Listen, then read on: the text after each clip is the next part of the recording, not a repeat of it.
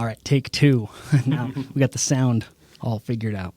Yeah, complicated audio equipment causes Zoom. problems. I think we were talking before when we first started out. I just had the most complicated equipment. I don't know anything about this stuff. You knew I couldn't even unplug that microphone, just barely. So we got this Zoom pod track, and it's pretty great. You just hit record, hit stop. Tell me how many people you've had in this tiny podcast room. Oh, man. At this point, I think we're on episode 80. So we haven't had 80 people here. A lot of them have been remote. So if it's someone that's not in this area, we usually do Zoom. But eventually I'd like to do a mobile podcast and just fly out or drive out. You just got those Milwaukee cases and it all fits in there. We did a remote podcast with a lady up in Driggs. Her name's Allison Mulcahy. She's a double board certified physician she's like a naturopathic and ER doctor, and that was fun. Like that's what made me kind of think we need to go do this mobile. Remote. Yeah, well, yeah, especially if you're going to niche down to some more specific thing, probably you'll have to start doing remote, right? Yeah, it'd be fun. Or, I don't know, niche down on one podcast, but I enjoy the broad. Just bringing, we've had Olympians on, and we've had now school owners and converting EV owners. So it's pretty cool. But yeah, I appreciate you coming. We've wanted to do this for a while, and we have a lot to talk about. Yeah, you're a busy guy. I aspire to be not as busy as you, but have some of the experiences that you've had. I aspire to. So you're inspiring as a business owner, and some of the things you're doing, especially building an airplane, man. That's like my childhood dream was build an airplane. You're doing that now, so that's cool. I like getting the updates on that on your social media and seeing it in the studio. Oh, I appreciate it. It's I don't know if it's smart to have all those experiences or if it's slight stupidity, but maybe it's a combination of both. But we learn from everything. So we're building an airplane in your building, in your business. Yeah. We rented 2 spaces for our new school. I'm sure we'll talk about more here in the podcast. But yeah, we're not to capacity, so we had some space for you to come and rent a piece of it to have an airplane there, which is inspiring. Our school's about heroes. Yeah. And there's nothing more inspiring to a young STEM brain, especially someone who's into that kind of thing, than to see an airplane being built in the space where they get to go and work at school every day. Yeah. So, I mean, a lot of kids don't get that kind of experience. Yeah. Which, let's get into that. But first, let's just go back when we met. So your wife came to CrossFit and was talking with her a little bit, and she's like, you guys need to meet because, you just need to meet and know each other a little bit. And then we got talking about the Tesla conversion. And what do you do with EV? Yeah, so I have been a car guy all growing up, always fixed junky old cars. And then I became an electrical engineer, always been fascinated with magnets and electric motors and how they work and what makes them brushless and the torque, like all these things I nerded out about as a teenager. And then in college, I got a thing in my brain that was forcing me to, I don't know what the buzzing sound is. Yeah, I'm not sure either. Sure, it'll come and go. I'll turn my phone off just in case it's that. I don't think it is. No problem. So I got this bug in my brain that said, you got to convert a car to electric because that would be awesome. As an electrical engineering project, that would be awesome. So from about 2015 or so, like that's all I researched. I became obsessed with classic car conversions to electric and was planning out projects. And trouble is budget when you're a college student is tough. So I never really got to start on it until I graduated. I went and worked for the Air Force in the newest ICBM, their newest nuclear weapon that's coming out. It's called the Sentinel. I didn't know that. That's awesome. Yeah, so I worked in the nuke weapons program. Learned some really cool stuff, mind-blowing stuff of what our country was capable of during the Cold War. Scientifically, and the engineers, like the skill we had that we've totally lost because we don't invest in weapons anymore and space travel anymore. So, but to learn about the past nuclear weapons, I'm digressing. But so that was an interesting job, really cool. Wasn't quite satisfying to me, especially the area. So I tried hard to get a job back up here in Idaho so we could come back because we loved Rexburg. So got a job at Idaho National Lab as a systems engineer still working with the Air Force with the nuke weapons program and with now the drone strike stuff. And I'd also help with some drones at Idaho National Lab. And I've been involved with some advanced nuclear grid integration, like renewable energy systems stuff. Although systems engineers are really broad. I didn't specialize. I generalized in engineering. So it's kind of weird. I've been involved with a lot of weird, cool stuff at INL. But one of my passions has been working on old cars and making them electric. So I started doing some of those now that I had an income here. Did one of my own and was planning a second one, and then talked to you, and you're like, I want something fast. Yeah. And cool, what can we do? And so I started shopping for parts for that, and we bought a Tesla. You sponsored a project, and we're building a sweet. We're not sure what we're building yet. A truck, probably. Yeah. But we have a Tesla Model Y that we've got running, and we're going to chop it all up and do a body swap on something. Yeah. So we had that Ford F-100, which looks so cool. But if anyone's listening and has a early 70s Chevy, like C10, right? That's probably the best fit. Yeah. Okay. Yeah, I think that would fit the body better. A short bed especially would be awesome, which are harder to find. My first car was a 78 GMC truck. That was when I was 13. My dad let me buy one for $400. Oh, that's awesome. And it was mine. Yeah. And everything that broke was mine. Cool. So I got to fix everything, and that really is very Acton Academy style of taking responsibility for education. That was my education, was this junky old truck that I got to do donuts in the field as much as I want. And then What year was it? It was 78. Okay. My first truck was a 71 Chevy. So that is what will be kind of cool, is if we can get a 71 or early 70s Chevy, and then that body style for sure. But if we could get the exact year, that'd be cool. That would be like your old make truck. it orange. Too bad you don't have it still. I know. It had a 6-inch lift and 35-inch tires. It was actually my grandpa's truck, and then we had bought it from him and just kind of went through it. It had a 350 in it. Cool. I don't remember if we did anything to the engine. I don't think we put a new carb on it or anything, but it definitely had the big tires. In Rigby, Idaho, you go mudding, you go mud digging. And those cars have personality too. I mean, anything, especially when it has a carb, you just get attached to them because they have a personality. They'll start one day and they don't the other day, and you have to like baby them and talk to them nice, and they start, and you start to get attached. Yeah. The worse they are, the more attached you get, and then the harder they are to get rid of. They're so cool. I mean, it's cool to do this Tesla conversion and have electric, and driving a Tesla is fun. Like, it's just fun. But there's also something about that old muscle. Yeah. It's old engineering, but it's still the same nowadays. It's just fuel injected instead of a carburetor. Yeah. It's hard to beat the sound and the smell of an old Chevy engine. Yeah. I mean, a Chevy is specifically a Chevy 350. Like, you can smell the exhaust has a certain smell to it. Like, That's so interesting.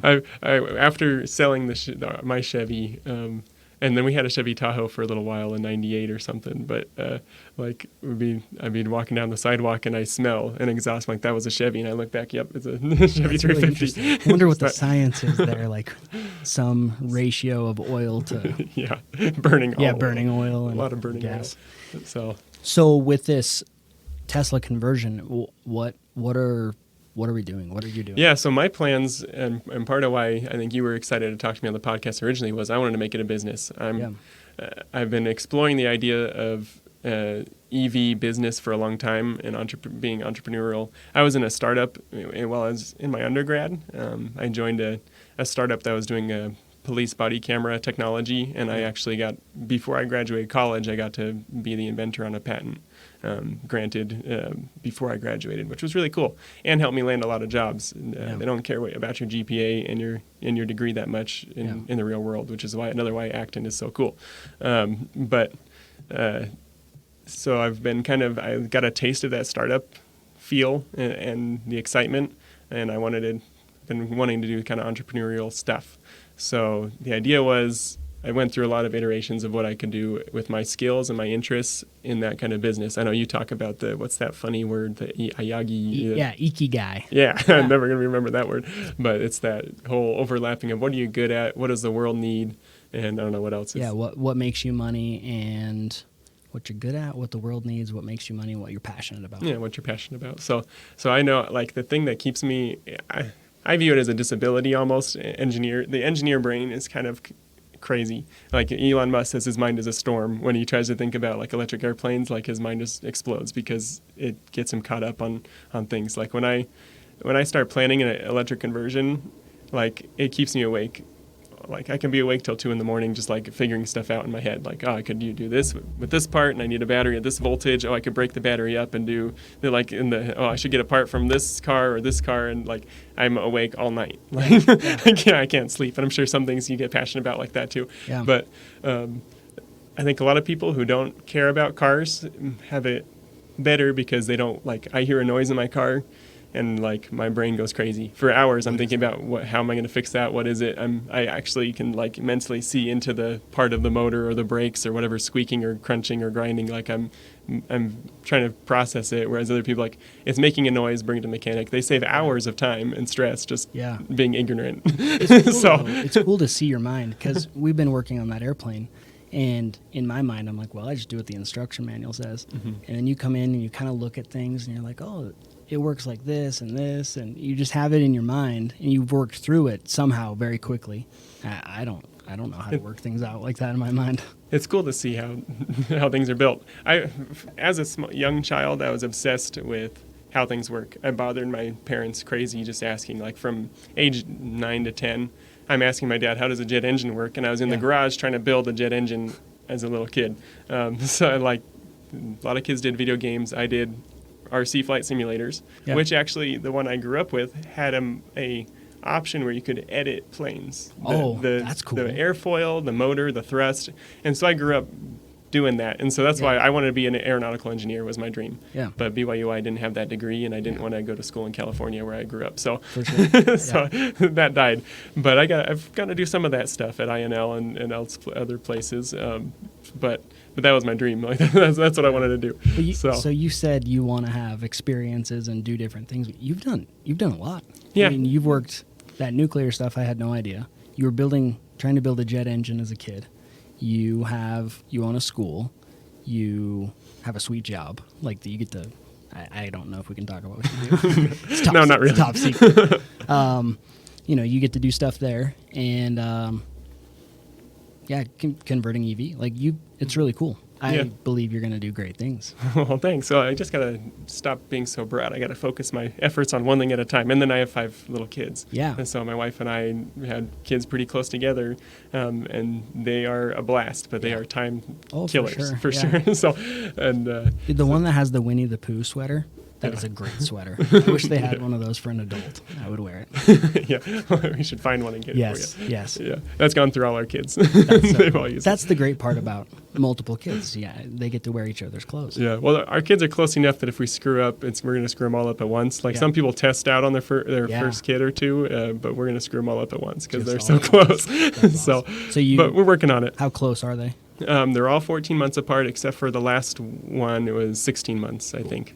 Pretty sure. That's awesome. So with converting EV though, the goal was to earn some money while doing what I'm good at. I could go into a service where I convert cars for people, but that for me, like once I figure out on a car that's broken, once I figure out what's wrong and how to fix it, especially fix it the cheapest I can. I like doing ghetto stuff. I'm really not I wouldn't be a good airplane mechanic because I'm ghetto with how I do things. Just do experiment.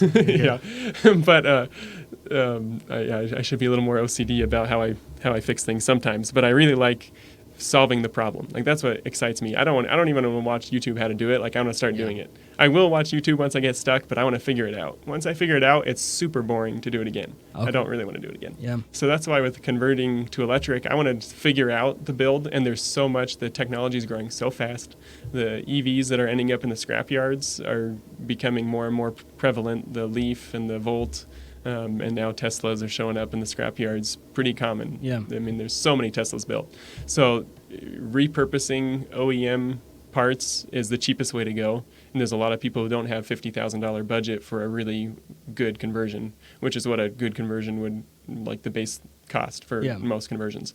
So repurposing OEM parts that are high quality parts for the cheapest that you can requires some fun engineering to make everything work together. The systems engineering, I like seeing things as a system and how to make them work together. So that's the exciting part for me. So the goal is to actually create courses while I figure it out, make a course, sell the courses online, save people a ton of time and money, show them how to buy the parts, show them how to put them together, how to make it work. There's a lot of good mechanics out there who are terrified of the electronics. Yeah. I became an electrical engineer partially because my dad kind of encouraged me. You have a very mechanical mind, but if you can just master some circuitry, wizardry stuff, you'd be a lot more useful in the world. And he was right. And I got into it, and I was good at it. So that's kind of the goal of converting EV. And then halfway through starting your Tesla project here, we've kind of hit a pause because we decided we had to start a school, and we had to start it now because our kids are growing up. So that's the other thing we're doing is the Acton Academy.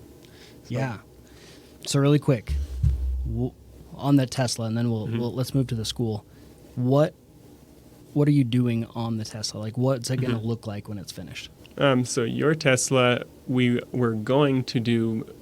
We bought the Tesla to use its parts. We were going to drop the battery, drop the motors, and buy some aftermarket controllers that could control it all, which would be really fun and really cool. And we were going to mount it all up to the frame of a truck. But we decided once we got for like $200, we got the Tesla working again. Replaced the pyro fuse that blows when the airbags go. We replaced that in the radiator and added some coolant, and it was working. So we have a fully functioning Tesla. It'd be a shame to waste all that Tesla engineering, and we could save some money if we just chop the body all the way off and then do a body swap where we put a cab of something else on and keep the steering wheel. We're actually going to try to mount the cameras all back on, recalibrate them, and see if we can get some of the auto steer functioning back. But it'll still have the Tesla supercharger network will work, all the HVAC system, which is really good on the Model Y. Their heat pump is awesome. So to not have to buy that stuff from some other vendor and make it work would be hard. So we'll just keep all the Tesla stock, chop it all off, and put a body on. And some of that body work I'm not as experienced with, so you have a friend that's going to help us with some of that. But it's still going to be a cool project. Which is so interesting to me. Same thing, like thinking through things. I look at it and I go, how's this going to work? How are you going to fill in the gaps and make this look all good? And he looks at it and he's like, it's not a problem. Yeah, the body shop guys blow my mind. They're artists. I like solving problems. They like doing art. I mean, body shop people have a skill. They can sculpt with metal in a way that it takes a real skill. So it'll be driving down the road and it's just going to look like a 71 Chevy. With Tesla rims. I mean, you might need to change the wheels out if you want it to not be obvious, but... No, I'm okay with it being obvious. No, I think it'll be really cool. Yeah. So it'll be driving on the road, and then you open up the door, and it is a Tesla interior. Tesla interior. Well, we might have to change seats, but we'll see. See how it fits. Cool. But it'll be a Tesla dash, and it'll drive fast. We're going to add a controller and give you the ability to do burnouts and donuts, and so I think that'll be a blast. So are you building a course as you do this then? Yeah. So the course is going to be. We're going to do Tesla. So for the Tesla courses, Tesla is the best stuff out there, right? So that's going to be the premium course. I have the budget course I've been doing a Toyota pickup truck conversion right now that uses a bunch of parts from Chevy Volt and Nissan Leaf all together. That's really budget, but it'll be a very competent freeway driving, fully modern technology, and it'll be cool. But I'll have that course that'll be kind of for budget with a budget price. But the Tesla one is going to be the premium course. We're going to cover all the ways you do a Tesla swap, which is body swap will be one of them. Yeah. And then I have a friend in Salt Lake that does Tesla swaps into old trucks where he builds the frame around the motor, and then we do aftermarket controllers. So I'm hoping I can. He said he would. He just got to make sure our time works out. But I'm going to go down sometime while he's doing a build, and we'll add some to the course. Cool. So when someone buys the Tesla course, it'll help them decide, should I do a body swap, or do I buy the salvage car? What are some of the things to avoid? Because parts are hard. Yeah. EV parts are pretty hard to come by unless you want to spend a lot of money. And if it's wrecked to a certain extent, you lose Tesla support, correct? Yes. Yeah. I think it's once Tesla somehow they hear about a salvage title, you have a clean title on yours, because I don't know why it's still a clean title. Once it gets re-registered with a salvage title or somehow reported as a salvage title, they block it off the supercharger network. Okay. So that would be one of the things. But yeah, and some wrecks the battery gets damaged, and there goes a really expensive part. Yeah. that you can't. And that is the easily most swap. expensive part of By the far, part? yeah. Okay. Yeah, the battery's the most expensive. And if we can just keep it all sealed and packaged the way Tesla did it, that saves a ton of time. so cool. so we're going to do that. But I do want to do some courses where we have Tesla modules out of the battery, and we're wiring up our own BMS, battery management system, and programming that. And like we're going to have some course, and my budget course is going to be doing that. We're going to wire to every cell of the battery. We're putting wires to in our own controller to see what level all the battery's at and how to balance it and stuff. But for yours, the Tesla is just going to do all that Tesla does, do it for us. So it'd be managing weight, but technically, could you just add more cells in to get longer range? Yeah, not to a stock Tesla, just because software-wise it'd be way too hard. But there's people who've done it with Nissan Leafs and Chevy Volts. They've doubled the battery packs. Interesting. So It takes some wizardry that's it's beyond a cool me. Some world. of it. No, I think it's great that you're in it. And you said that these companies are just continually coming out with new things and better technology. Mm-hmm. So Yeah. even the Tesla, from what we got versus now, very different. Tesla upgrades and iterates their design very fast. A lot of car companies, they put out a model and they keep producing it for 5 years and they'll make small tweaks. But Tesla, like every few months, they're making changes to stuff.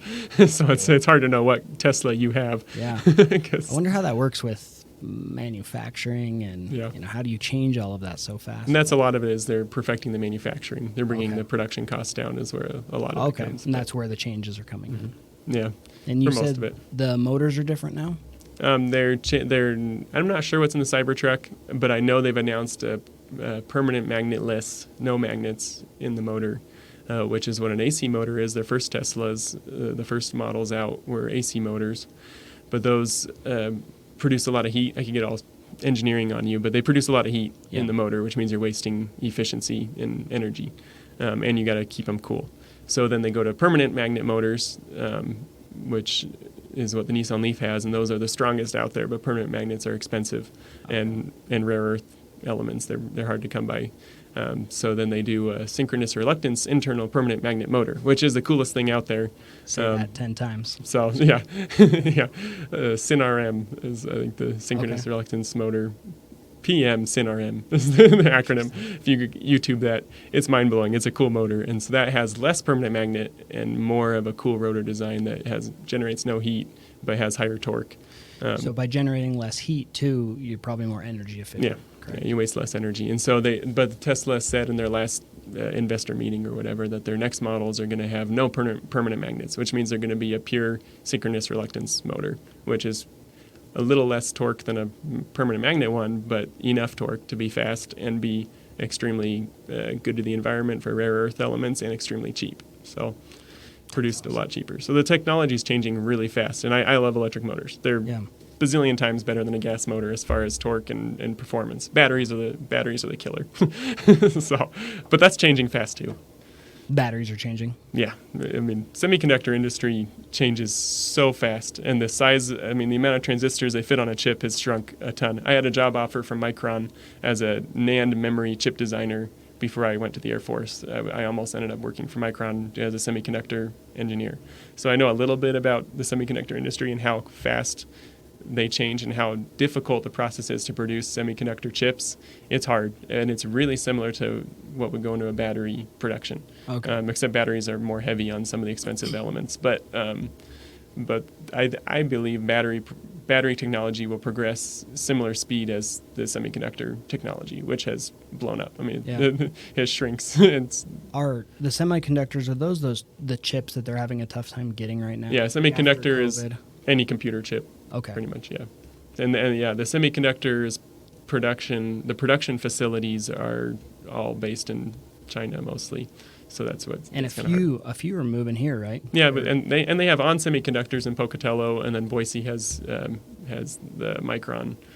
But full scale production, they tend to outsource. Okay. The engineering tends to be here, and I grew up near Intel, where they do a lot of the engineering. So it's cool stuff. But I got the email from Tesla I could buy a Cybertruck.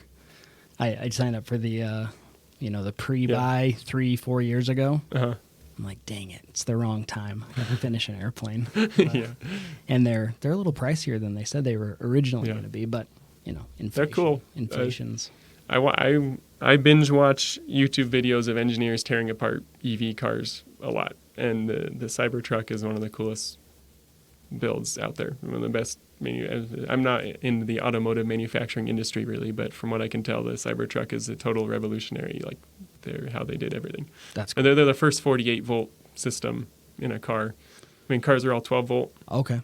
And just like high voltage power lines, when you bring the voltage up, you can drop the current down for the same power. So now all the wires that were, they could go 1/4 the diameter of wires throughout the whole car. Yeah. So the weight of the wires goes down, the cost of the wires goes down. Interesting. And there's a lot of wires in a car. Yeah. So, yeah, especially nowadays. And some people say electric cars have more wires, but I would argue that.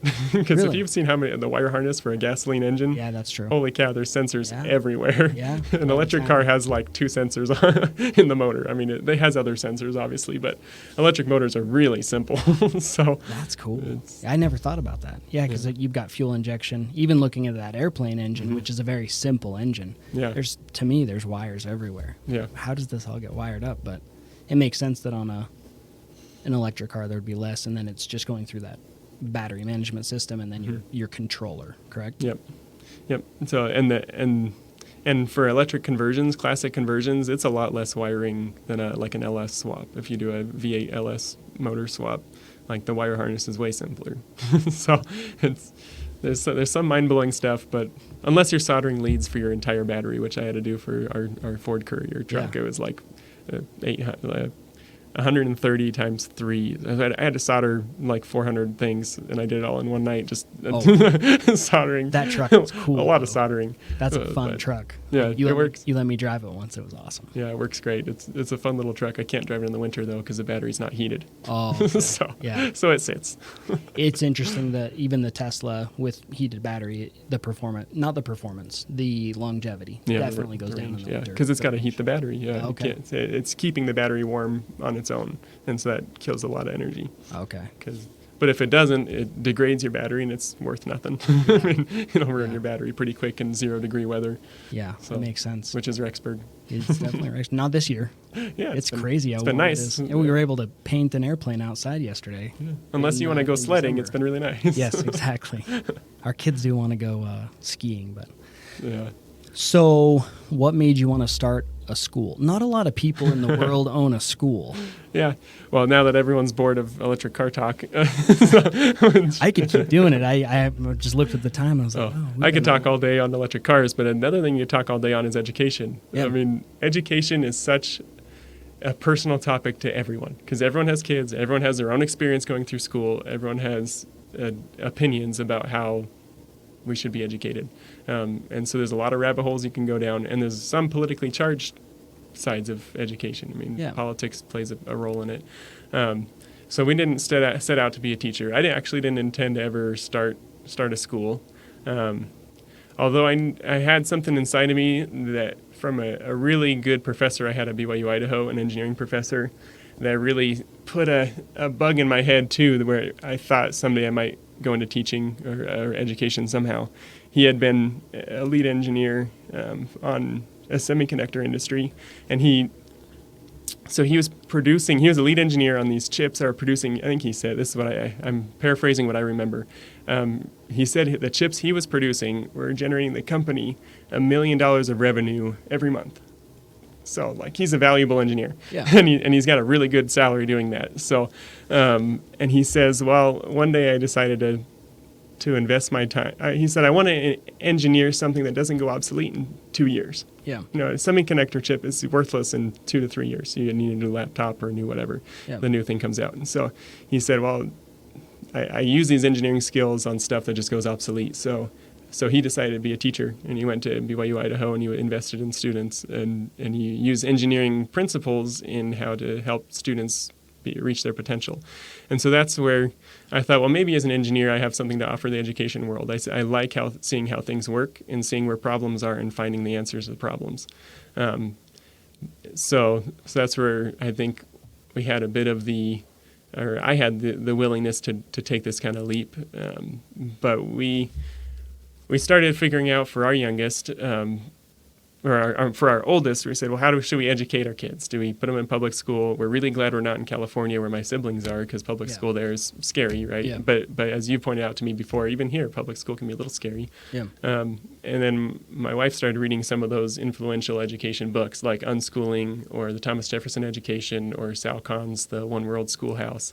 And we started really opening our eyes to what education is. One world or one room? The One World Schoolhouse. One world, okay. Because Sal Khan is the Khan Academy creator, okay, so cool. he's opening education up to the world. Yeah. Which is, he's probably done more for education than anyone in history. Even in public school now, they're like, I know. if you want to learn calculus, just go to this website. Yeah, Khan Academy, and it came out just in time for me in college. I didn't really have it in school. I wish I did. It was mind blowing. They have for math especially. It has everything: programming, finances, economics. Like, they have everything on Khan Academy for free, and it's good quality. But for math especially, it's tailored well for interactive learning, where you could teach yourself all the way up through the highest levels of calculus that you would learn in college for an engineering degree. For me, getting through my math classes in college, it was Khan Academy is what I went to. So it was mind-blowing. But his book on the One World Schoolhouse is also mind-blowing. Like, he points out a lot of stuff about how the current education system is built and why it's built the way it is, and how totally wrong it is for what our world is today. Yeah. It is not built for the modern world. It's to produce. The way it formed was really to produce obedient factory workers. Yeah. Like, that's really what Is it the Rockefellers? Yeah, it's got, and we have the shift bells, we have rows of desks, we have just follow the rules. This is your standards. The state sets the standards. You meet the standards. We create curriculum to go to a standard. Who the heck decides what standards should be? Sure. And I've worked for the government in some nuclear weapons and stuff, and I know the government can't be trusted with almost anything. Yeah. They try hard. Yeah. But it's just not set up to work. So Megan was the first one to be like, I don't think we can put them in public school. And I was like, we're in Rexburg. Like, I don't want them to miss out on Foursquare and friends and, doing art projects and stuff. In elementary schools throughout the country, but especially here, elementary schools are not that bad. Yeah. They do a lot of playtime. Kids need to play. Yeah. They need friends. They need to have their own experiences. But there's still some poisonous stuff that starts to happen in traditional schools, even at those young ages, where it's starting to crush curiosity. And we saw that with our daughter. She went to a public school for a little bit, and then we decided to try a local private school here that was good, and she learned to read really well. But there's the traditional style of teaching still was crushing her excitement about school. She was doing worksheets all day, and then we say, what'd you learn in school? And she didn't want to talk about it, and she wasn't coming home happy. Yep. And so we thought, well, our kids, if we put them in public school, they'll fit in fine. They'll be normal kids, but is that what we want them to be? Do we want them to be normal, or are they capable of more? And then we heard of Acton Academy, and as I dove into it, it started to hit all of the things that some of it I knew I wanted. Some of it was like, aha, like, oh, we need that. I've never thought of that idea before. So I can talk about what some of those points were, but when we saw that, we're like, we need our kids to go to this school. Idaho Falls had an Acton Academy. They've been open for about 3 years. They just changed owners, and just to put a plug in for them too. The owners, they have two owners, two parents from the Acton Academy there. The owner was going to close the school, and two of the parents stepped in and said, we'll buy it. Cool. And one of the parents I've worked with at projects at INL, Yeah. and she's one of the most brilliant cybersecurity power grid engineers our country has. Yeah. So, and she sees the value of, and I think her and I come from the same perspective of where we've seen some of the most technologically advanced threats that our country faces and the challenges our country face. And there is no way public school can produce the kind of people who we need to be innovative and problem solvers and decision makers on this stuff. The power grid is complex. The nuclear weapons complex. The threats we face with our adversaries is complex.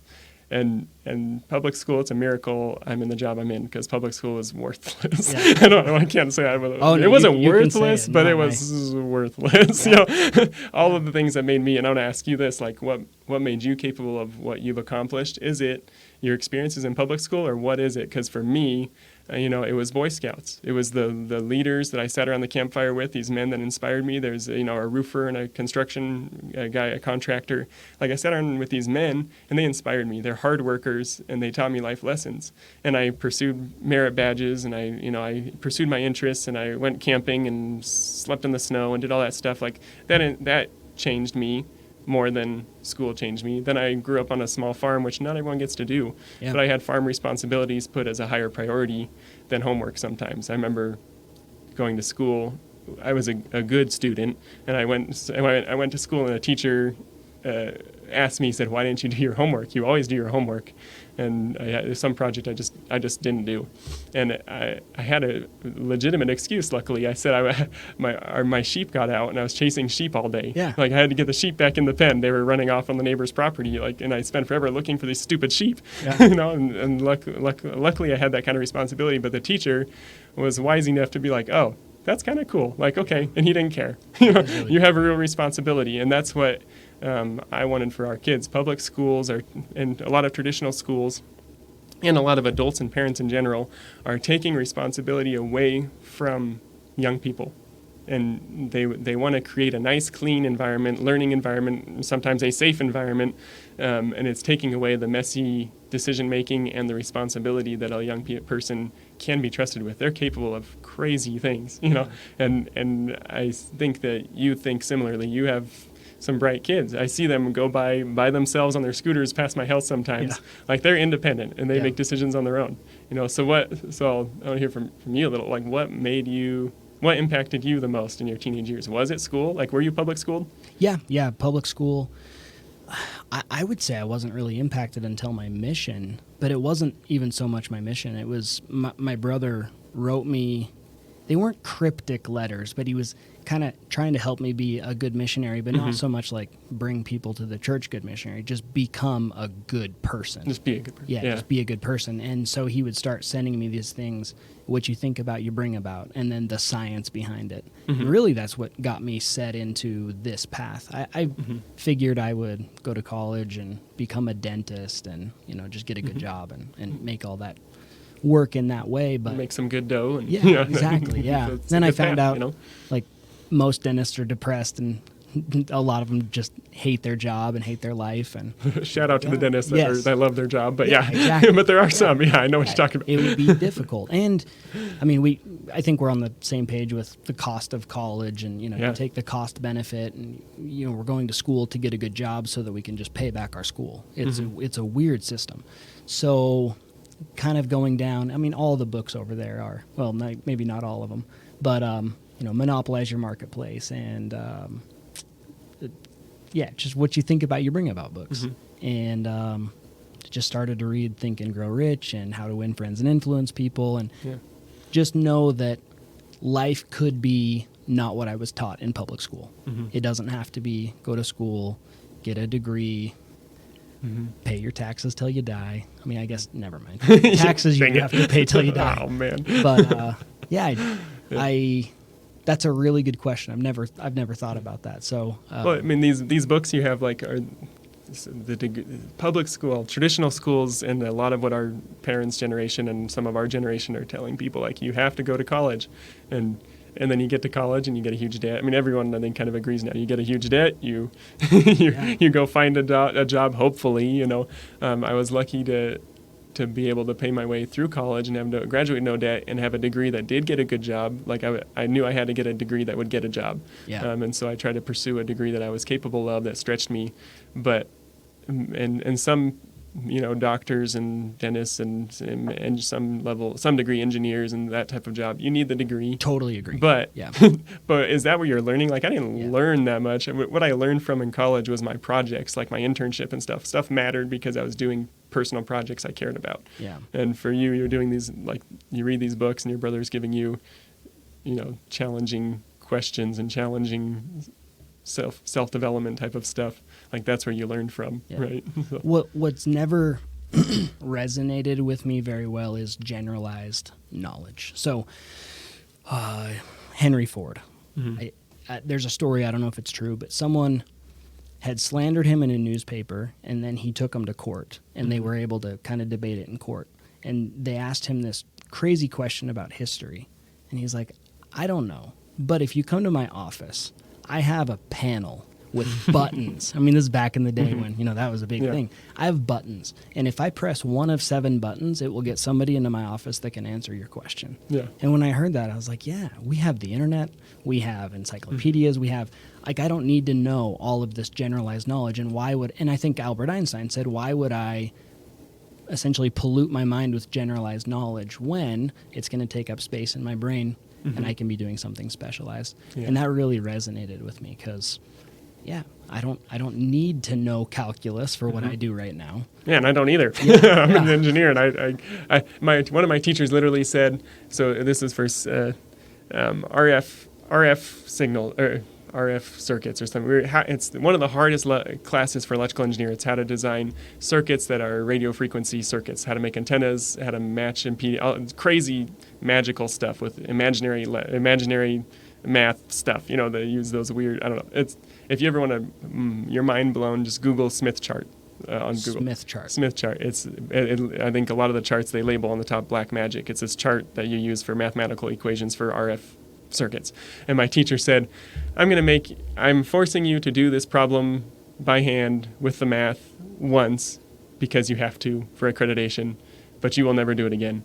And I'm sorry that you have to do it. It took weeks for one problem. It's ridiculous stuff.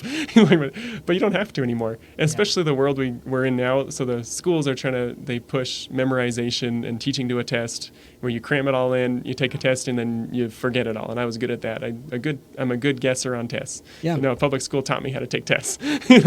And there's an art to taking tests. Yeah. I mean, some people are really smart and really knowledgeable, and they do crappy on a test, and then other people that are not as knowledgeable, but they know, well, I know it's not this answer, and I know it's not this answer, so then that leaves me two answers, and this one sounds the best. So I was really good at multiple guess tests. That's really, and in my public school upbringing in California, like history especially, I could literally just see through it and be like, well, what political lesson are they trying to teach with this historical question? What do they want me to think about this historical event? And normally I would pick the most woke or whatever it be, and I circle that and I'm right, and it was California. And I could see through it. And we were in a conservative county, but still it was the state standards and the state textbooks and the state stuff. And it was very politically charged. So I could see through it so much that I didn't even have to study or do anything. I just say, what do they want me to think? And I circle it, and so that testing world is so obsolete now, especially in the world of AI. Like, people are like, well, how do you freaking out? Or kids are going to write their essays with it. Well, why should kids have to write the traditional essay anyway?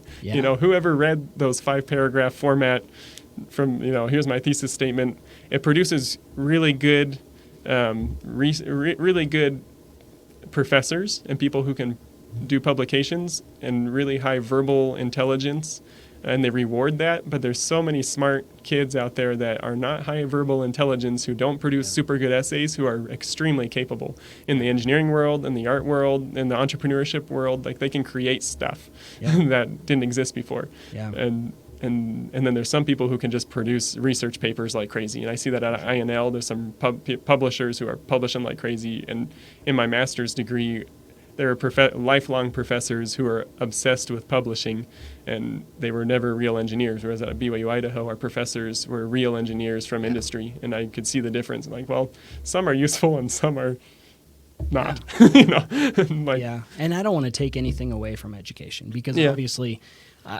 if someone has a degree, like I actually is as against higher education as I was myself, I don't want to take that away from anybody. So if someone does go out and get a degree, like, that's awesome. That's true. And good for them. And someone who can do calculus, good job, because I have no desire. And I do believe, like you said, doctors, lawyers, certain industries, absolutely, degree is great. But one thing I like that you said about the tests is you just kind of saw past it. What do they want me to think? Acton is very different. How is it very different? Thanks for getting us back on track. No, it's good. I ramble. So Acton Academy, what I saw that I needed for my kids and why we had to start one, So for me, there's different points that drive it home for a lot of different people. Some of the people who get into Acton, it catches them on fire. There's some stuff that people just get excited about. And this is one of those things that some of the people, when you learn about it, something will grab you and you'll just be like, wow. Yeah. And for me, it's responsibility was the thing. It does not take responsibility away from students. And the way they do that is adults are never, ever allowed to answer a question in the classroom, which is mind-blowing. The adults do not lecture and do not answer questions. So the learners quickly figure out that the adults aren't going to help me anyway. Let me figure this out. And it is frustrating. So I've been acting as a part-time guide for our first half of the school year. So I'm in there with a bunch of 6 to 10-year-olds. And they actually found it kind of fun that they would try and catch me. They'd ask me correct questions and try and, are you going to answer it?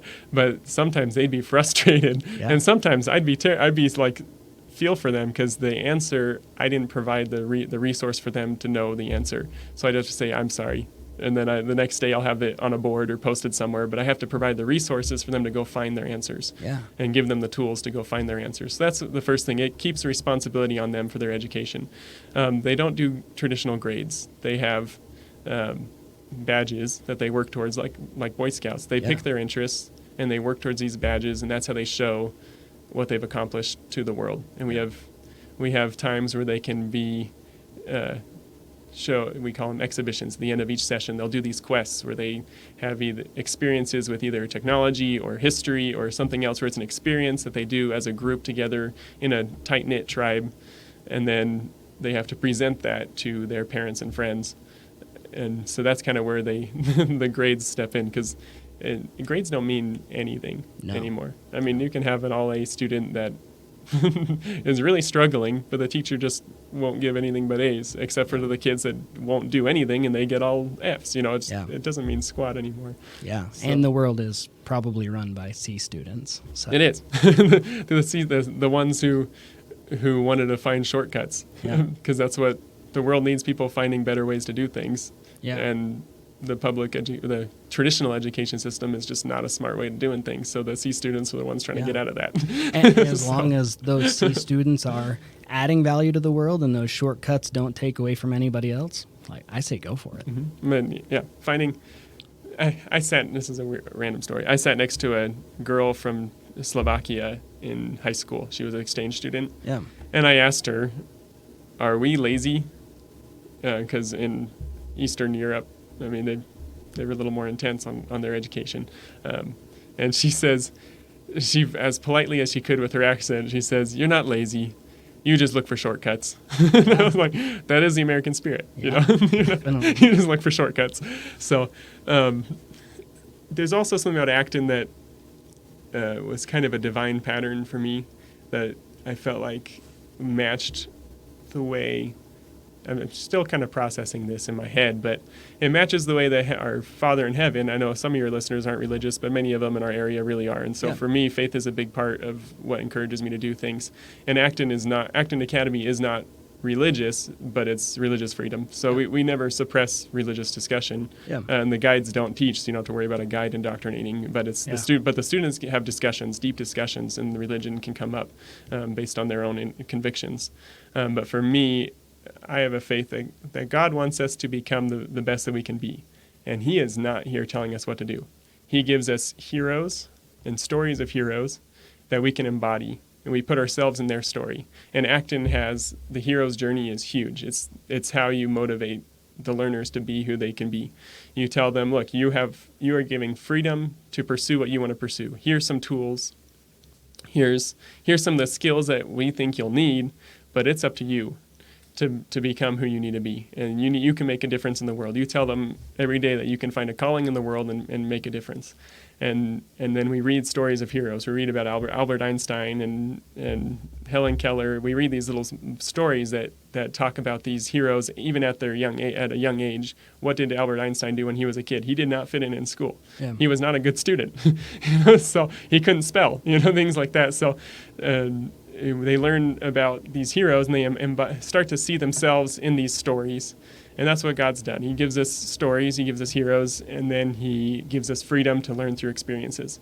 And he doesn't tell us everything to do. And he also gives us covenants. And Acton is a covenant-bound school. The learners make the rules. The first 3 weeks we had, we made it as it was a game, but they created their studio contract that they live by and they enforce on each other. The adult doesn't ever step in and say, "Hey, stop goofing off. Yeah. Hey, focus. Hey, do that." The adults don't do that. They're responsible, and it's really hard as an adult to be in the room. If things fall apart, we step back and let it fall apart more, and it's amazing that if I just wait, they self-correct 90% of the time. Sometimes they don't. Yeah. And we talk about that. Which is akin to life, right? Yeah. Like most of the time we self-correct, but sometimes we don't. Yeah, it's messy, but they make their own contracts, they make their own rules, they enforce the rules on each other. When something comes up, like they have no rule to clean the studio. Yeah. They didn't make a rule to clean their studio. They have to clean it. I don't pick up a thing. Yeah. And so it gets really, really messy. and eventually they'll have to figure out, hey, they take turns doing different parts of the studio, but as one starts to goof off and never clean, pretty soon I think they'll be making a rule about cleaning the studio, so because they can't enforce it on them because it's not part of their promises that they made with each other. Yeah. So it's contract bound. The guide signs a contract, the parents sign a contract, and everyone lives by the contracts. And if there's any problems, we refer back to the contracts. This is what we promise to live by. And so to me, that's a pattern, a defined pattern too. God teaches us through experiences. He lets us fail. He lets us learn from our failures, and he is not here all the time telling us what to do. And that's what I wanted for my schooling for my kids. At a public school where it takes responsibility away, even the responsibility to pay attention. Like the teacher, an adult is always telling them to pay attention. Yeah. And so they don't have to think about, well, should I or should I not be focusing right now? They can just let someone else tell them. They'll be told to. So what's funny is we did a challenge. So we're a pretty STEM-focused school too, just because that's the skills I have, and I'm trying to let them figure out if that's something they can do. So we do challenges, life skill challenges, like we changed the front brakes on a car. Yeah. And I didn't help. Yeah. I put all the tools out. We pulled the car in. I sent them a link to a YouTube video of how to change the brakes on that car, and they went into there and did it. And I just observed to make sure safety was happening. I had to ask them, is that where a jack stand should go? And I did have to suggest, well, maybe it should be over here. I don't want anyone getting crushed, but the rest of it they did, and 2 or 3 of them. They didn't get to use the wrench to take the tire off, so they were kind of bored already, and they walk off and start goofing off. And I'm like, they're missing it. I want to tell them to focus. It was killing me. They're just goofing off. 2 of them needed help, and we're trying to do it. And so I'm like, I trust the system. I trust them. I'm going to leave. And the jack was set. Everything was safe. I left the room. Yeah. And as soon as I left, they start yelling, "Hey guys, we got to get this done by 11. She's coming to get her car. Come help!" And the ones who were goofing off, they saw I wasn't there, and then they're like, "I guess we should help." They went in and they started helping. Yeah. They were waiting for me to boss them around to tell them to focus. But when I left, they just did it. So if you give trust to them and you get out of the way, they can accomplish things. But if you keep telling them what to do all the time, it makes them resentful. It makes them feel like they're bad at stuff. If you keep telling them to move on to the next math lesson because you got an 80, good enough, move on. Mm-hmm. We've got holes. They think they're bad at math for the rest of they have one bad year, one bad teacher in math early on, and they think they're bad at math forever because you need all of it. In calculus, you need all of it. When I screwed up in calculus, it was because my algebra was weak. It wasn't the calculus. It was earlier. That's so interesting. It just makes so much sense, and I love that autonomy that's being given to them, and then that they have to learn on their own.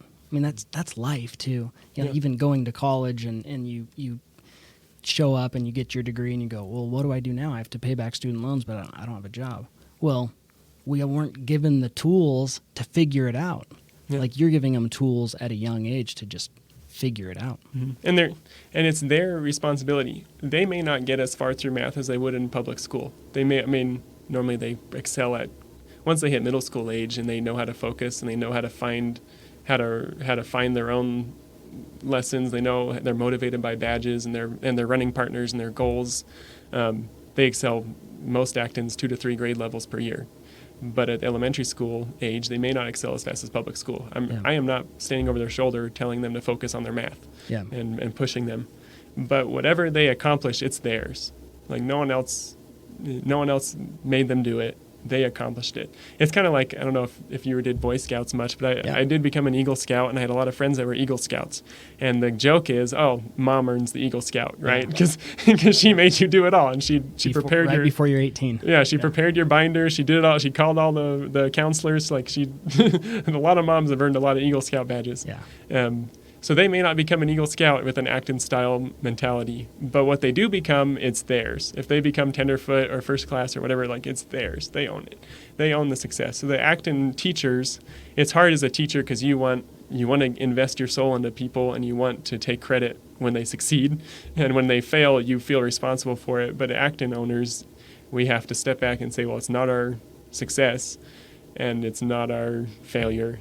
So we have to try not to feel the hurt when we let them fail. Yeah. And it's hard. I watch my daughter was the youngest one in our studio, and she, socially, she hangs out with toddlers all day. Yeah. So socially, she kind of acts like a toddler sometimes, and that's kind of annoying when you're a 10-year-old boy. So we have two 10-year-old boys and 8-year-old boys that, she was bugging them. Yeah. And they started to let her know. Yeah. And I'm standing as dad, I'm watching them, yelling at her and telling her to do this or that, and she's doesn't understand, and she's starting to, tear up, and I'm like, stay out of it, And then we come to the circle each day, and we have everyone gets to talk, and I ask questions, and I don't. And I just ask them hard questions and let them talk, and I try to, help everyone learn to have a say. But they process it, and it has changed our daughter faster socially than I could have imagined. Like, she's matured so much. That's cool. And they learn how to, the mixed age, so Acton's about mixed age too. So the mixed age is so big, and that's what the world is. Nowhere else are you smashed in by age. Traditional schools smashing them all by age and saying, well, you all have to be the same level is totally dumb, because nobody learns at the same rate of different things. Some excel at math and some excel at this. Just let them excel at what they excel at, and let them teach the younger ones, and let the younger ones ask for help from the older ones, and they learn so much faster. And grow socially so much faster. They have to be leaders, and they admire each other, and they help each other, and that's been really cool to watch. How do the subjects work? So we've talked about math, but what other subjects are there, and how are those approached? So core skills. So a typical day is we start off with a Socratic launch. Socratic teaching is where you ask questions only. Yeah. Hard questions that normally don't have a real answer. And it has to matter to them. And so they start to learn to articulate and discuss deeply right off the bat. So 15 minutes every morning we'll do a Socratic discussion. A quick example of that is, we've had a lot of fun, deep discussions. It's crazy what a 6 to 10-year-olds can come up with in their answers and their thoughts. But on December 7th, this month, that's Pearl Harbor was December 7th, 1941. And so on December 7th, I showed a clip of real footage of Pearl Harbor for a second. Yeah. And they saw that, and they learned about that history for a minute. And then I said, now let's imagine this. You are the vice president of the United States. The president of the United States during this war just passes away. Yeah. And you're now president. And you find out the secret that your country has 2 nuclear bombs. Do you end the war and kill all these people here, and save the lives of how many? Do you use 1 bomb, 2 bombs? And we kind of lay out the situation, and they have to make a decision. Yeah. Acton is all about, in their discussions, they have to pick a side. In public school, I learned really well to look at both viewpoints, but I never learned to make a decision and move on, act on it. Yeah. And the world is missing that. Just act on it. Make a decision and move forward. Entrepreneurship is that way. You got to act and move forward. You may not know everything, but just make a decision and explain why, and then move forward. And so they have to make a decision, and they have to explain why, and then they have to disagree with each other and argue with each other in a civilized way. And so they learn how to do that. So we do that. So that's the morning launch. We do that morning, sometimes right after lunch, and then a closing group where that's kind of similar style, but normally kind of reflecting. And then we have core skills time, which is where they all get their computers. We set them up on all these different softwares that are adaptive learning, where they don't need teachers to give them lectures. Khan Academy has it all on there. They can pause it, they can fast forward, and it's adaptive. So when they're good at it, it lets them move on. If they're bad at it, it gives them more exercises. And we have that for reading and writing and math. And then we have history. We do experience-based. We'll read stories, and then we'll do experiences based on that.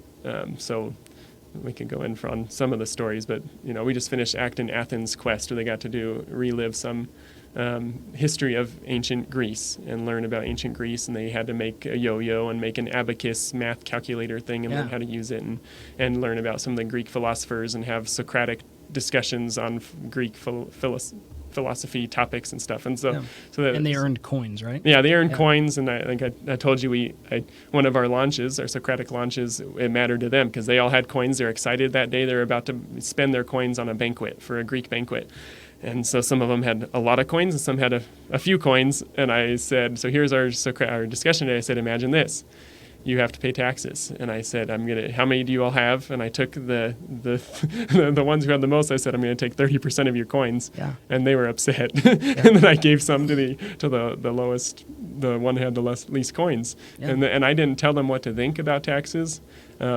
I just said, is that fair? And they discussed it and argued about it. And I said, so now let's imagine that this one who had no coins, he was disabled, and he couldn't earn as many coins as you because he's disabled. Yeah.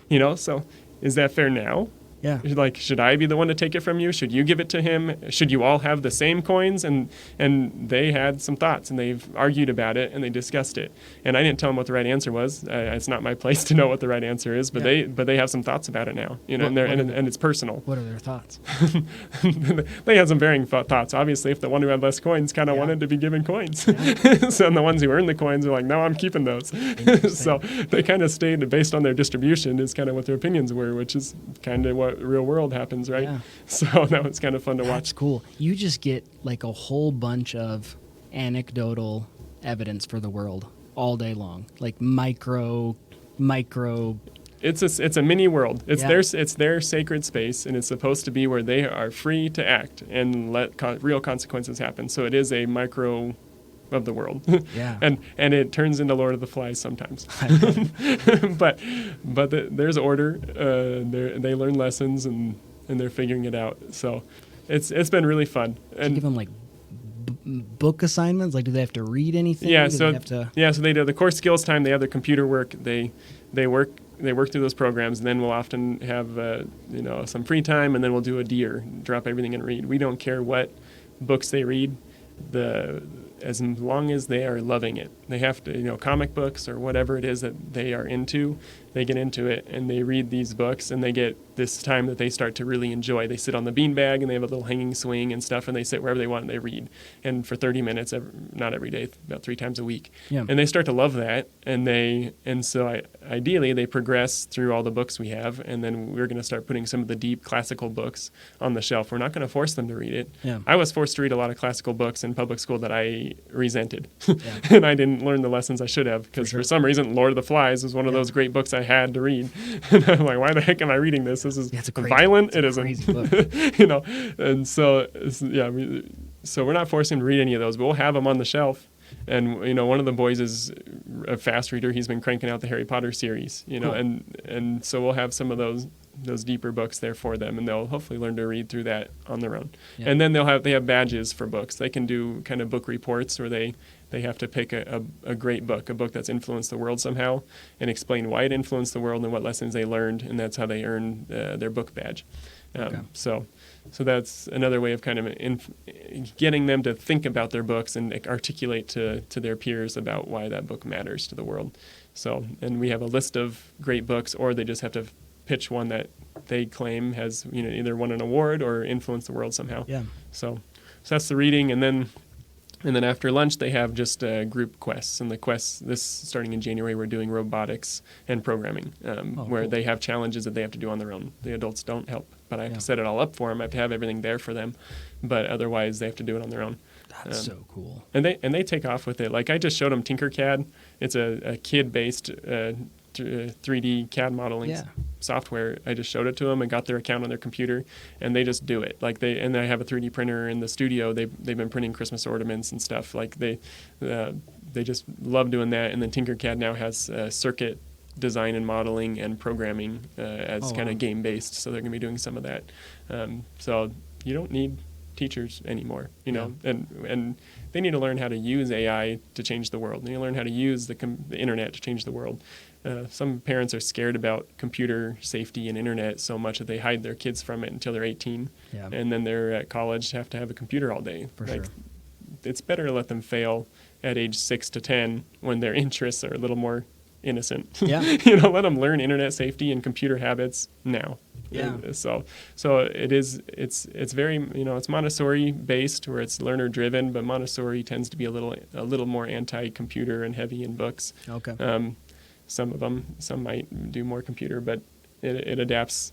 Acton Academy really pulls from all the influential education stuff out there. They pulled all the best things they could. The people who founded it really, they have found a system for everything. Every problem, they have a good system to make it a learner-driven environment where they can learn without adults having to do it. So as of right now in Rexburg, it's elementary age? Yeah, 6 to 10. It's just we really want the middle school as soon as we can. For sure. All the best benefits are middle school, high school age that I'm excited about. They do real internships from age 11. And they start a business almost every year. They have to start their own business as one of the quests. And so, I'm excited about that phase. That's amazing. But it's just too hard to transition from public school at that age. So we can't really build our middle school from public school students. Yeah. We have to build the elementary school. It's just easier at that age to be learner driven. Once you've been trained in the public school world, it's just really hard adjustment. So, which a lot of the homeschool community understands that too. When you switch to homeschool during middle school, that's just hard. That switch is hard. Yeah. So, are there Acton high schools? Yeah, there are a lot of Actons that have made it up to high school, and the way a lot of them, they don't come to school very much because they're doing internships. Yeah. They finish all the high school curriculum, like math and stuff. They normally finish with it either by middle school or early high school. And so luckily here in Rexburg, BYUI offers college. They let high schoolers enroll in BYUI. Oh, okay. So we'll when we get to high school, they'll be able to do that. They'll be doing internships.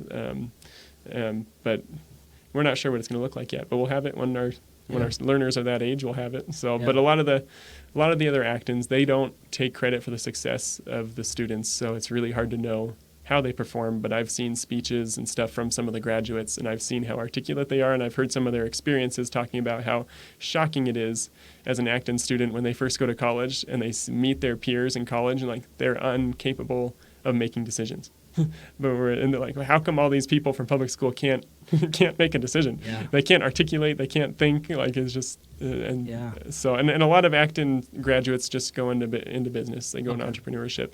I was going to ask how the transition was from high school to college, but you just answered it. It's probably easier. Yeah, and getting into college, the badge system, we have a way of converting that to a traditional transcript. Okay. So it's pass fail. We do mastery based, so they don't move on in math. We don't care what grade level they're at, but they don't move on until they master it. So, and same with the writing and English, the grammar stuff, they don't move on until they mastered it. So they'll pass everything and just some go faster than others, and that's just how people are. Yeah. So we have a neighbor and a friend who they do homeschooling, but there's really no curriculum. Mm-hmm. And when I first heard that, I was like, wait, that makes no sense. You're not even teaching your kids anything? Yeah. And they're like, no, our kids learn what they need to learn when they need to learn it in life. And I just didn't understand that for a while. It's mind-blowing, yeah. As we've been around for a few years and got to know them, and their kids are really good friends with our kids, these kids, they're good kids, and they're smart. Mm-hmm. And they all read, and they all do the things they're supposed to, but that's that specialized knowledge. They know what they're passionate about, and they go after it. It's really cool. Yeah, that's exactly it. Who decides what curriculum is? Why? Yeah. Why? History is important, but does the state need to decide which history is important? Why can't you just go to the library, and find what you're interested about? What history is real? Yeah, Go find what you're interested in, and public school. Well, some traditional schools, there's good teachers. And they're trying really hard, but the system is just not set up well for them. And they're not set up for success a lot of times. It's really hard to be an influential teacher when you're forced to teach to a test. You're forced to meet these standards. And you can't let your classroom break down and learn social things because the principal is going to walk in any minute. You don't want to look bad when your class is chaos. So they're trying. There's some really good teachers, and I've been influenced by really good teachers. But here's a funny story. So I was a bit of a weird kid. Third grade, me and my friend Jordan, we found out that there's this one really long slide that at our playground, this long plastic slide that if we would go down really slow on our backs, we could get a really good electric shock at the end. Yeah. You could really shock someone. And for some reason I understood, but probably because we had a trampoline or something, but I understood ground, that if I touched ground, the potential energy would leave. So I was like, we got to keep our feet up and then you shock them. And so we were doing that a bunch, and then we're like, hey, Kayla, this girl with really long hair, we're like, go down really slow and see if we get more static electricity. So she'd go down slow and her hair would stand straight up, and then she'd shock us and go, wow, it's really fun. Then I had this idea. I don't know if it's embarrassing or proud of the fact that I know this was all me. I said, let's get a chain of people holding hands to the fence post. There's a metal fence like 10 feet away. So we all held hands to the fence, and then she would go down and she'd shock us, and every person in the row would feel it. They'd all, and jump. And it was mind-blowing to all of us that we could feel it, Yeah. And I had a watch. I still remember I had a digital watch, and I had her touch the watch, and I was at the end of the chain, and the watch was broken. It was wonky. The digits were all messed up, and I was proud of it. I was like, look at I went home, Mom, I got electrocuted. Look. But what was interesting is the teacher that was on duty on the playground saw we were attracting a crowd because everyone screamed when they get shocked. So we were attracting a crowd. She came over and she made us stop. Like that's what's wrong. Yeah. Something's different. Stop it. Yeah. Where she could have asked questions like, I don't know if a kid's ever died from electric shock on a slide. I don't think there was a safety issue. Yeah. But could we have learned something about potential energy and static electricity and conductivity, the metal fence post and stuff? Like, we could have learned something, but she made us stop. Like that is what's wrong. Go with what trust young people to be interested in what they're interested in. They have a calling, like they're interested in something. I was easily identifiable as an engineer as a kid, but not everyone's that easy to tell what they're interested in. You got to help them have experiences, and public school's not giving them very many experiences. They get some, but shop classes are being taken out of school. Yeah. Like a lot of those experiences just aren't there. And so, you guys with your kids, you give them a lot of time. They're in a school that ends early, and they have time after school to find their interests, and you guys give them a lot of trust to do that. But that's definitely not traditional. Yeah. So I thought of two things when we were talking. So one is how many kids go to college thinking that they want to do a degree, and then they switch it. It's not the degree. Yeah. It ends up a 4-year degree ends up 6 years, and then they still leave not happy, not doing what they want to do. Yeah. So that's a really cool part about Acton. And then the other thing I was thinking was a little while back, class sizes. So that is such a hot topic with public school. Well, the class size is too big, the student-to-teacher ratio. In your learning system or Acton's learning system, that doesn't matter because the kids are teaching themselves. Yeah, and we're backwards, man. The more adults, the worse. Yeah. The more adults are involved, the more you screw it up. So, yeah, it's backwards. We kind of follow Montessori, where 36 students in a room is enough. We wouldn't let more than 36 in our elementary studio, and we'd open another elementary studio and kind of split it up. But the more adults involved, the worse it is. Assuming that you get some good sheepdog learners, the ones who want to take leadership, as long as you have some that are doing a good job at that, the adults will mess it up. Every time they'll mess it up. And all you have to do is look at the world. It's all the adults making the bad decisions. Yeah, you can trust young people to do a lot more. And like the Air Force, we have 18, 19-year-olds sitting at the controls of these ICBM nuclear weapons. Yeah. We have 18, 19-year-olds running aircraft carriers. Like the average age is under 20 on these ships. Yeah. And the LDS Church, you look at missionaries, and you're like, how have young people not just screwed everything up? You're like, well, it's because they're actually pretty good. It's the first principles thing. So Elon Musk talks about this. So when you start a business, you can approach it with first principles or with I think he calls it story or something. He calls it something else. But you can do what other people do. You can model after something, or you can just look at the basic principles and build from that. And that's what Acton is. Acton is a first principles approach at education. And young people like young missionaries, 18, 19, they have first principles because they don't know what other people would do. They don't know anything. So they just look at what they learn and they shape it from what they have. But when you're building a school, you could do what everyone else does, or you could just say, well, this is the truth. trust and being able to trust a young person with responsibility, give them freedom, give them some scaffolding, some guardrails, and then get out of the way and let them choose what they can be. And that's so different, but it's based on truths that I believe are truths that that would really change the world. So right at the beginning of our school year, I know we need to wrap up on time here pretty soon, but right at the beginning of our school year, I was acting as the guide full time for a little bit, and I was taking a break from INL. I still am at INL part time because they need me for some projects still. But we had a report, a classified report due at work that was about our country's drone strike program.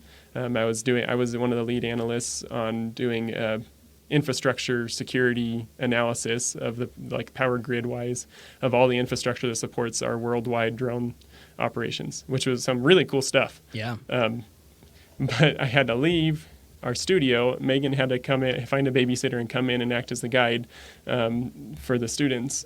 And so I had to leave the studio, drive into work. I go through these 3 layers of doors to get into a top secret vault, and I'm sitting by myself in this vault working on a classified report that goes to the Pentagon. Yeah. And I have this aha moment. I'm like, what has more impact on the world? By far not this report. It sounds important. The Pentagon's going to get it. 1 or 2 people are going to read it. Yeah. All right, there might be some dollar bills going back and forth. Like the report might justify some Congress spending on something that they need. Like it could have an impact. And all the jobs I've had, I've tried to pursue things that have an impact that matter. But as I think about it, like that does not matter compared to these young people. Like they're the future. Our world needs more heroes like that.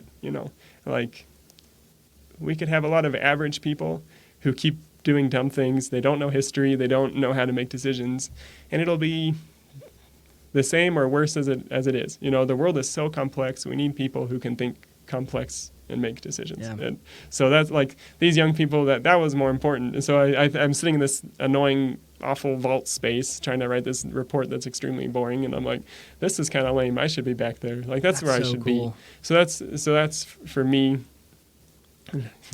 Hope my boss doesn't hear that. Yeah. if your boss is listening, you do, I'm still needed at INL to some degree, and I do see some contribution there. But as far as importance, I'll be clear that I do believe the education of my kids and the young people, helping them be the heroes they need to be, is more important by far. And that's why we made these risks. I mean, it's been a huge financial investment and time investment for us. Like we don't have other sponsors, and we're not getting state money. Yeah. We're not a charter school, because if we did, we'd have to teach to the test. Yep. And we don't want that. So, and luckily in Idaho, we still have enough freedom to do what we want with educating young people. Like we're pretty free here. Yeah. So that's nice. I don't want to get off on a tangent, but is Acton allowed in liberal or in California? Yeah. Okay. And there's quite a few in California. Because it's very much they think what you want to think. Let them become who they want to become, and that's on both sides of the spectrum. Cool. So, and we had a cohort when we started Acton. We got trained by Jeff and Laura Sandifer, the ones who founded Acton, and they're really inspiring people. Jeff started Acton University. I'm not sure what he calls it, but it's an MBA program, Acton MBA, and it's the most rigorous in the nation, and it's all based on Socratic teaching. And he is just a brilliant businessman and entrepreneur. And so Acton is kind of founded on this entrepreneurial spirit. But they trained us for 2 days, and in our cohort of other people starting Actons, it's a really good network. It's awesome because it's kind of a decentralized network. It's not like a franchise where they tell us what to do. We have a few core principles that we have to follow to be true Acton, and then we all share as owners. We share the launches and the quests, and we all help develop the curriculum, the challenges and stuff. But we had some in our cohort that were in California who are definitely not conservative, and the types of Socratic questions that they're asking are very about how would you. It was teaching lessons about race and stuff that is a big point for their political views, But the way they're asking questions lets truth come out no matter what side you're on. Like everyone on all sides of the spectrum, you have core values that matter, and we all share those core values. It's just we disagree on if government should be the ones in charge of it or not, right? So that's where it comes down to. Like, we're just not sure the government's capable of doing that or not, or you want government to have more power or less power. So they're not capable. Yeah, you and I agree that. You said it's decentralized, so really Acton is the Bitcoin of education. Yeah, I mean there is Acton, Maine is the one in Texas, the first one, and that's run and operated by Jeff and Laura, and they ensure quality among the name. Cool. So they own the name. That's great. And so they do some quality checking, and we owe them a certain percentage of our profits each year, but we don't pay. And besides that, we had to pay for some training and some initial stuff, but otherwise we're free to kind of do what we want as long as guides don't answer questions. And we have to have a camera in our studio with a live feed for them to check quality, and that's about it. Like that's all they care about. Cool. so we have a lot of freedom with it, and the good thing is the studio's run by the learners, so every Acton's different. Well, good job doing what you're doing. Like that's like you said, it's a risk, and it's a financial risk, and it's kind of a life risk, but you're doing it for such a good purpose, and with your kids in mind and wanting them to have that hero's journey. Just good job. Well, thanks. It's really, really cool. How would someone sign up to Acton? Yeah, so our website has a lot of resources. ActonRexburg.org has the application process on there. The application, we call it an audition. All the Actons call it an audition process because it's more of a learning process. If you get through the audition, you're a good candidate, really. Because it teaches you. We don't want people signing up for it who don't know what they're getting into, because we're not going to tell you how your kid's doing and what grade level they're at. We're going to let you ask them because they're responsible. Yeah. So it's hard, and it's not a good fit for everyone. There are some learners it just is not a good style for them. They need to be told what to do. They need more structure. But if you go on there, there's a lot of videos and interviews. It's gotten pretty big, like Jeff and Laura. Well, Jeff was interviewed by Jordan Peterson recently, and another Acton owner was which was also a great podcast. Yeah. So that one's on our website along with another Acton owner.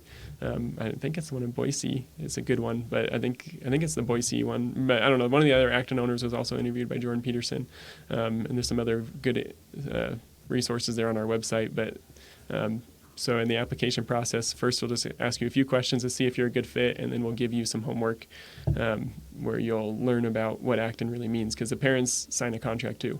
They have to be on a hero's journey too. A lot of the parents get inspired by the way that Megan and I did. This changed us when we started.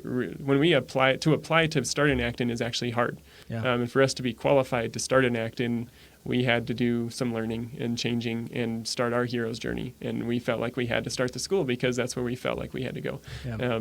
And so the parents will be on their hero's journey. They'll have to do some reading and a few videos. It's like, you can do it in a week. It's not like crazy of stuff, but you have to learn a little bit, and then we'll meet with you and have you in our studio, and we'd love to have as many as we can. Really cool. So to 6 to 10 right now, we'll have 11-year-olds in our studio and maybe 12-year-olds before we start the middle school.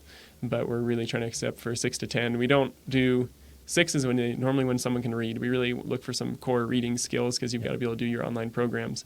A lot of Actons do a Spark Studio, which is an preschool. Okay. The Idaho Falls one has a preschool. We don't really want to start a preschool yet because that's a lot to take on right now. Yeah. And the Madison Montessori, Breezy, the Bitters, you have the Bitters in here on your podcast and stuff. They're doing up to kindergarten with Montessori, and Acton preschool is basically a Montessori. Cool. It's learner driven, and so if you're looking for this kind of education and you have a preschool age, look at them. We got a ton of interest for preschoolers. Yeah. But we also got a ton of interest for 11 to 15 boys. There is something going on in our public school where parents are dissatisfied for their 11 to 15-year-old boys. I think they are not getting enough responsibility. Yeah. Like, these boys are capable of some huge stuff. And I see them at, amusement. We were down at Lagoon, and I saw a bunch of, just hooligan, awful teenage boys going, being disrespectful and annoying. Like, they should be out working. They're big. Yeah. They're men. They're big guys. Totally. They should have responsibilities that matter to them. They should be, traditionally they'd be farming or whatever it is, but our society needs a lot more for them. And so we've gotten a lot of interest from parents for 11 to 15 boys. And so if you have a STEM-minded child, and boy or girl, who's pretty STEM focused, we're looking at starting a STEM program, a just STEM program that's kind of outside of Acton, but still in our studio, where they'll be choosing their own projects, and I'll be leading it as like a project manager, systems engineer standpoint. They'll do a resume quality project that they get to choose and build in a team. Yeah. And so they'll be either building a drone or an electric go-kart or something that they'll pitch, and they'll have to pitch to their parents and explain it and go through the whole engineering process. So we're going to start that once we have enough students to make it worth the time. I don't want to get I'm excited about that. I don't want to get too distracted by it, though. Yeah. But if you have a STEM-minded student, you can also send us an email. I'm Brian at actonrexburg.org. And we're setting up. We have about 5 learners that are kind of into that. And those learners may transition into our full-time middle school, because it's going to be an Acton-style STEM education, and they may learn the Acton way enough to be accepted into our middle school at that age. Hopefully we can get a few sheepdogs in there to help set the culture. Well, if you're going to build an electric go-kart, I want to be a guide. Yeah. That's awesome. Well, and guides don't have to be experts at anything. Yeah. So, I mean, you're experts at a lot of stuff, but as far as education, you don't have to know anything. You just have to know how to ask some good questions and make sure they don't kill each other. Yeah. So. Oh, that's awesome. Thanks for today. Yeah, thank you. Really good chat. Honestly, I keep looking at the time, but just because I want to keep talking. So well, I don't even know how long we've been. It's been about sure, it's been a long one. Yeah, but that's good. Well, we could go on forever. I mean, education's a deep topic. Yeah. So. Well, let's do it again, and then next time let's dive deeper into educate. Well, let's give an update. So we'll give an update on the Tesla, the airplane, and then just a little deeper dive into education. And cool. I'll do some studying first. I'll read those books that you said. Oh, great. And cool. Courage to Grow. Courage to Grow is the book. That's written by Laura Sandifer, the founder of Acton. If anyone reads that book and they're like, then Acton's not for them. If they read that book and they're on fire, then they make a great candidate. So that's really the decider. If someone can get through that book and you agree with how it all was set up and the struggles they went through, Acton's not perfect. It's not a utopia. It's not clean. Yeah. It's messy. The world's messy. So, and then what was the one by Khan Academy guy? Sal Khan did the One World Schoolhouse. One World School. It was pretty that one. I got into that book. I didn't think I would get into it as I did. Yeah. And then was that some of your required reading for? No, that one's not required. Okay. We have a list of books. So the parents, in their contract, they're supposed to be on a hero's journey, and some parents agree to read a book a year or something about these things, because we want our parents to be good models to their learners and to our society, our community, about what an Acton family is. And so these books are encouraged, but Courage to Grow is part of the application process, and it's on Audible, so you can listen to it. But and then Thomas Jefferson Education is really changing the way a lot of homeschool co-ops work and a lot of education. It's pretty awesome. So that's worth looking at. And The Unschooling is another homeschool revolutionary book. There's quite a few, though. I feel like there's some more, but those are some of the ones that come to my mind right now that are pretty mind-blowing. And I think you and Kira, you do a lot of those strategies. I mean, I can see in your kids, it seems like you're doing a good job. So thank you. I don't know your kids that well, though. The interactions I've had, your oldest talks like an adult, Yeah, they are good kids. He got I wouldn't say a trial by fire, but we managed apartments, and for the first few years of his life, he would just do it with us. So if we had to go do apartment checks, he came with us. And that's how people 200 years ago. That's how families worked. You worked with your dad in the field, or in the trade. And one of Megan and I's goals since we got married was to have a business that our kids could work with us. Cool. And because I grew up with that on the Christmas tree farm and stuff, I worked with my parents. Yeah. Well, and it sounds like your dad did a good job with that truck, for example. Yeah. Well, and here's a truck when you're 12, 14. Yeah, I was 13, and and we had 20 acres to drive it on. So I rebuilt the go-kart engine and some other stuff. And luckily, my dad recognized my skills enough to know that I would be good at these things. I mean, it's hard for some people. My sister didn't know what she's good at or what she was interested in, and my family was so anti-arts that she thought it was a joke to major in art. So she majored in biology. She loves science and stuff, but now she's an artist. She figured out when she's older, this is what I love. So. And nowadays it's so easy to just let kids go ham on an iPad that I don't know if we'll ever find their interest. Yeah. It's really tough. So. Yeah. Well, my dad was so busy in my teenage years. He had church responsibilities and work responsibilities where he was just gone. For my brother, he was there more. My brother's 6 years older than me, but my brother went on a mission. My dad got called to a really heavy, intensive calling. He was in a stake presidency for 9 years through my teenage years, so he was just gone. So I maintained the farm equipment and the old cars. I have 4 sisters that all needed cars that worked, and so I was good enough at it. My dad trusted me to just figure out problems. The mower, the Cub Cadet broke for the tree farm. I had to get on forums, find the electric schematics, figure out it was an electrical problem. I learned every single inch of that mower, and that mower is still running on the farm 15 years later. So, it's the main mower still because it's the biggest horse. They don't make them like they used to. So, that's the way learning works: is let them go. Yeah.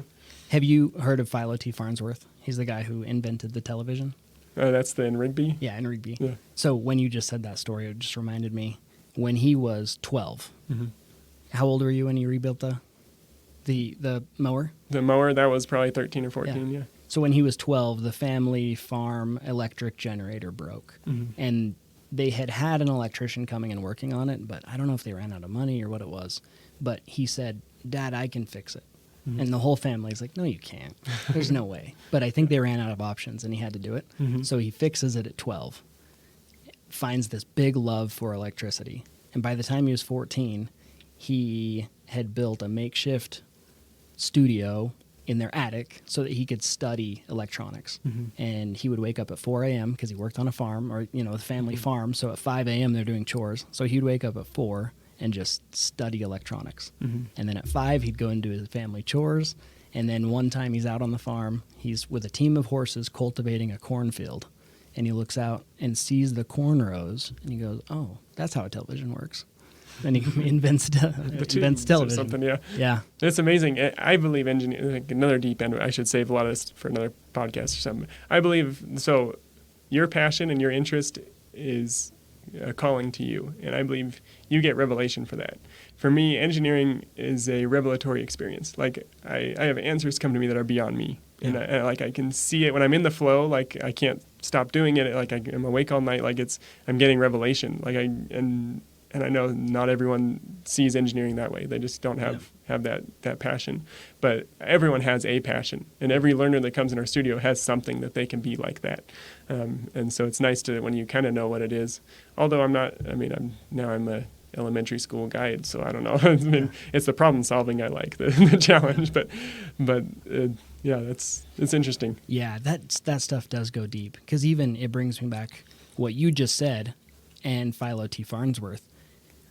What revelation or consciousness or vibration level was he on that he's working on stuff at such a young age that big time scientists were working on in China and back east, but they had no communication with each other. They couldn't communicate it. They couldn't be like, "Hey, Philo, what did you figure out today?" But they're all working on a TV at the same exact time. Yeah. And you're like, there's a bigger picture. Yeah, it's not coincidences. Technology progresses at a rate for a reason, and discoveries happen in different parts of the world. At the same time, almost like string theory is a real thing. Entanglement is real. Yeah, it's cool. Well, thank you for your time. I appreciate it. Let's make number 2 happen in a couple months here, and that'd be awesome. Just keep it up. And if you need anything, let me know. And I'll see you around in the studio. I love getting the updates on the plane.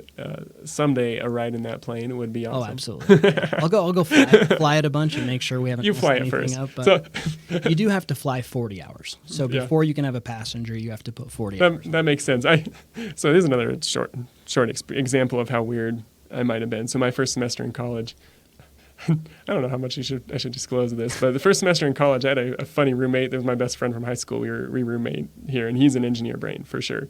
Like when we got together, we were dangerous, and we wanted a project in the machine shop at BYUI, and so we made a cane that happened to go pew. So, so that we have a nice, beautiful aluminum handle or aluminum rod with a brass handle. It looks like a beautiful old man cane. Yeah. And it happened to fire a 22 LR. Yeah. And so we built that in the machine shop, just because we had the time and we wanted to dive into something like this kind of. Yeah, that's how we were. But you should market those. It's legal now because the firing pin is out, and I got it out of my parents' basement in California. That was a bad spot to have it, but yeah. But you could file a Form 1 with. I almost said the FAA. I'm so with used somebody to stuff right now. The ATF. You can file a Form 1 and make your own firearm. Yeah, I don't know if it's illegal to be disguised. Oh, that makes sense. I think there's issues with that. Okay. So, but why I thought of that was why I don't give advice on firearms. why I was thought of that though was that first shot. Your airplane, the first flight, you don't want to fly. Yeah. And that first shot, when we first shot what's going to happen? Who's going to do it? It's like a rifle. Is it going to blow up? It was rifling. It had rifling because it was a barrel liner for restoring 22s. Cool. We put a barrel liner in it and then chambered it for a 22. We should have done a bigger caliber because we way over engineered it. It was like. It was like 6 inches of thread. Accurate. It'll be a bull barrel. It's more accurate, and you can shoot more rounds through it. Yeah, we should have done a 22 mag chambering or something bigger for fun. But yeah, it was cool, and I'd love to do more iterations of it, but slightly illegal and don't have time. But yeah, if you could figure out the concealment thing, if there was a way to make it so that you could Form 1 it. Yeah.